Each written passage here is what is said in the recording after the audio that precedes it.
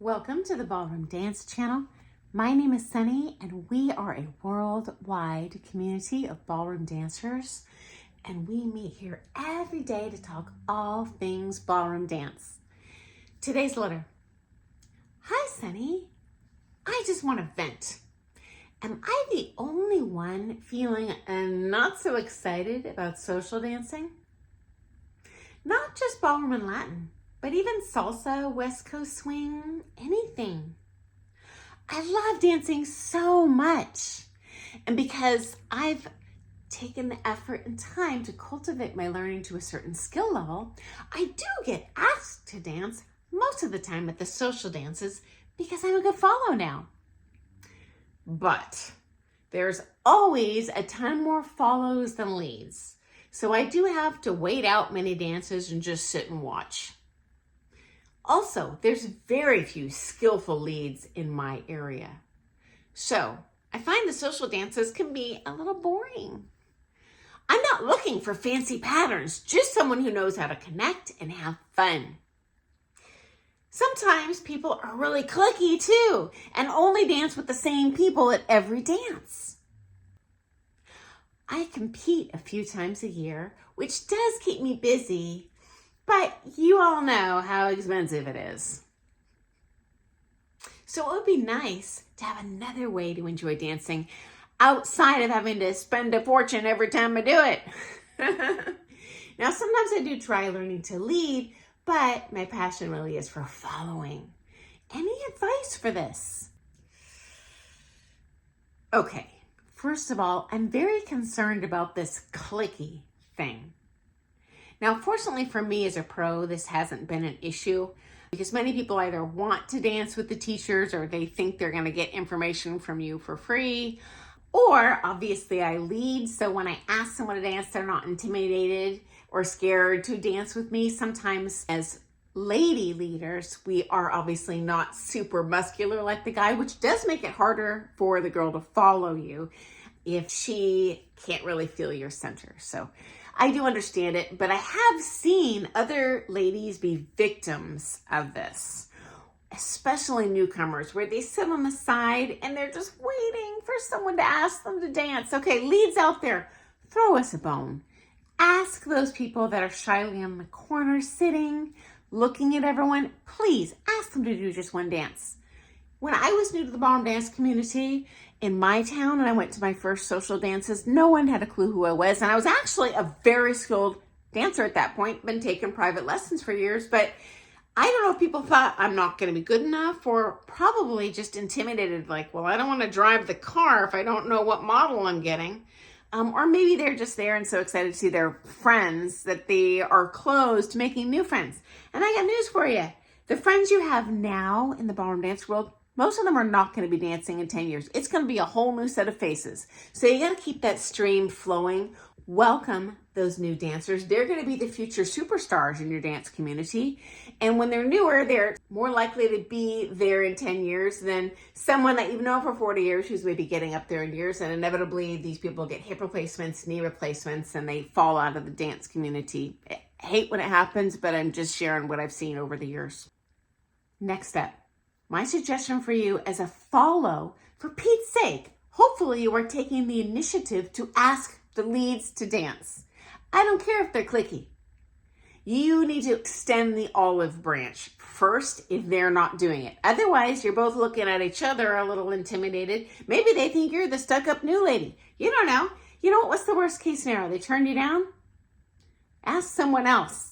Keep shooting arrows and you're eventually going to hit that target and you will make friends that way.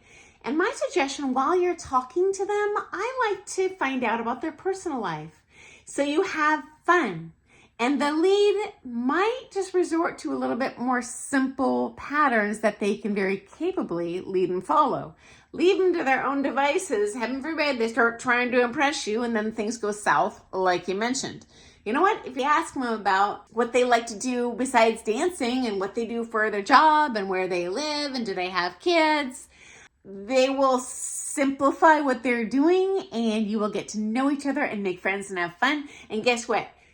way higher odds they're going to ask you to dance in the future when they see you as a human being and not an unknown test drive car that they're afraid to take the wheel. Okay, as you are a longtime competitor and skilled dancer, those pre-dance free lessons that are included with the dance admission, probably boring as all can get out for you. But I always went to those. I do to this day because it is a good icebreaker to meet new people. I don't go to the social dance to be impressed. That's what private lessons are for, friends. And if you only want to dance with the best dancers, hey, just go pay for the prom lesson. That's what you're paying for. At the social dance, we're paying for a friendship, a social experience where we have a shared joy in ballroom dance, okay? And you can meet many new enthusiastic dancers who are going to be chomping at the bit to dance with you all night if you go to those pre-dance lessons. Plus, you know what, guys? I can tell you, having taught a bajillion of those pre-dance lessons, many newcomers come to those. I, as the teacher, I appreciate you, those shill amateurs who show up, because there are many amateurs that are good dancers, better than many of the pros in the area. And when they come, they're almost like teaching assistants. And when I rotate everyone through the partners, they bring up the learning curve of those new students much faster than if I just stuck them around with other newcomers. So I definitely mix the herd and we come up with the fastest overall improving class. So I can just hit more stuff. I love it and the new student loves it. And you know what? If you get to know people, you are going to love it too. And you'll have lots of people, like you said, to just have fun with that night.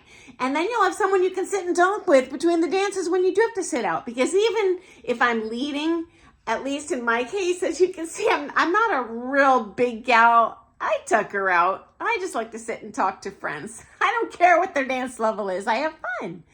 Okay, so I hope that's been helpful. Those are my suggestions for you.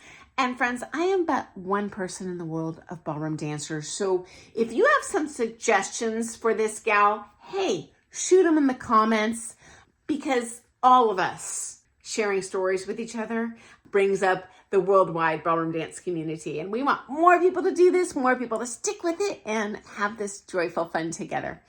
Okay, final thought, guys. As you know, I'm not a professional influencer. I'm just a ballroom dance teacher. Well, the downside of this is I often share horrible videos, accidentally post the unedited version. This has happened more times than I care to admit. So for those of you who click on a video of mine and you see me stopping in the middle of a sentence, not saying anything for 30 seconds, restarting the sentence, no, I'm not having a stroke. I sent the wrong video to YouTube. So just give me a shout out in the comments. I'll immediately pull that video down and put the edited one up. I'm just not a tech savvy person like many of you are. Okay, guys, thank you so much for watching. And thank you to all of you who give me a thumbs up. I get so stinking excited, or subscribe. I get super excited when I see those things. Okay, I look forward to seeing you first thing tomorrow morning. Toodles!